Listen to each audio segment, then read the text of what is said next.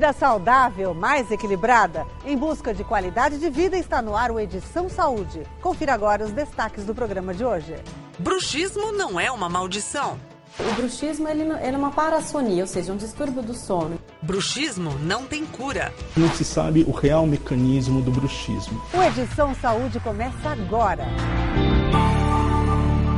Um barulho estranho interrompe o sono. É como se alguém estivesse ali do nosso lado raspando algo. E, de fato, é exatamente isso que está acontecendo. O barulho que nos despertou é produzido por quem está do nosso lado, em sono profundo, rangendo os dentes com muita força. O companheiro, a esposa fala, olha, meu marido está rangendo muito e eu não consigo nem dormir porque me incomoda esse barulho que ele faz durante a noite. Essa história também pode ter uma outra versão.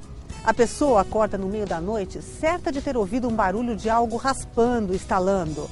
Ao despertar, percebe estar sozinha e acredita ter sido um sonho, que aliás tem sido constante e atrapalha o descanso, já que pela manhã acorda com dor no pescoço, no rosto, na cabeça.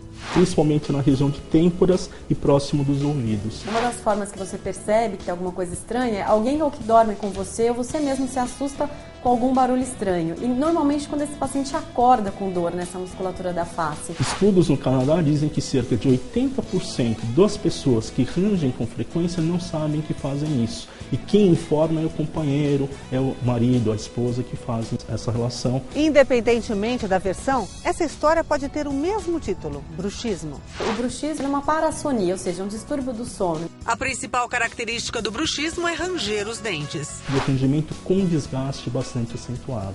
O aumento da sensibilidade do dente, uma diminuição do tamanho do dente, dor no rosto, cefaleias constantes. Além do prejuízo da arcada dentária, prejuízo de absorção óssea, de ter um prejuízo na articulação mesmo, de ser uma dor tensional no pescoço, nos ombros. Tem sequelas para os dentes, para o rosto, dores no rosto, dores ao acordar de manhã, dores no ouvido, estalos na articulação e dentes muito sensíveis. A gengiva acaba tendo uma retração e muitas vezes uma mudança da forma do rosto. A pessoa fala, olha, eu estou com o meu rosto mais inchado, mais quadrado.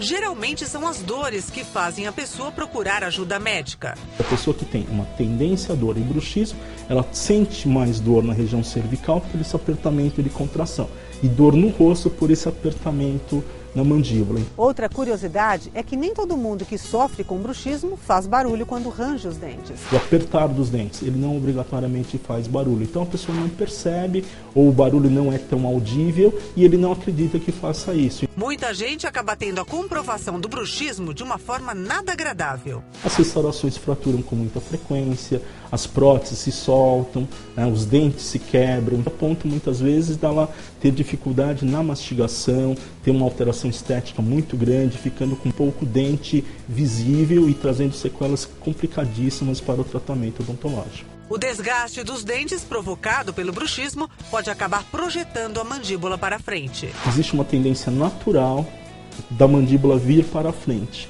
E com isso a tendência dos dentes da frente é abrir espaços dos dentes da frente, fechar os dentes inferiores, que é o apinhamento dos dentes, e isso vai levando desgastes que podem comprometer a estética, muitas vezes a fonética, e se o paciente já tem um problema gengival ou periodontal, ele acelera a perda dentária.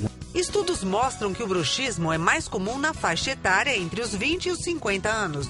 Eu tenho pacientes com 6, 7 anos de idade. Crianças que dormem muito tarde, que têm horários irregulares, que dormem com a TV ligada ou ficam durante muito tempo diante do computador, são candidatas potenciais a ter bruxismo. Existem estudos, principalmente nos Estados Unidos e no Brasil, já identificando esse mecanismo, principalmente na infância e adolescência, onde o uso excessivo do computador, e muitas vezes a criança que fica durante a madrugada, online, brincando, fazendo seus jogos, ela começa a ter distúrbios de sono, e esses distúrbios de sono são um dos fatores que predispõem o bruxismo do indivíduo. Não é só à noite que o bruxismo se manifesta. O bruxismo durante o dia, ou durante a vigília, ele é mais relacionado a mecanismos de ansiedade e tensão, e o noturno ele tem mais uma origem genética. Pesquisas mostram que o bruxismo durante o dia, o bruxismo de vigília, que está mais associado à ansiedade e tensão, ocorre mais entre as mulheres. Justamente por a sobrecarga de trabalho que a mulher tem, né? Ela sempre tem que fazer uma dupla jornada, o trabalho, né? E o convívio familiar, o controle familiar. O bruxismo não tem cura. No próximo bloco, nós mostramos que o tratamento visa controlar os sintomas.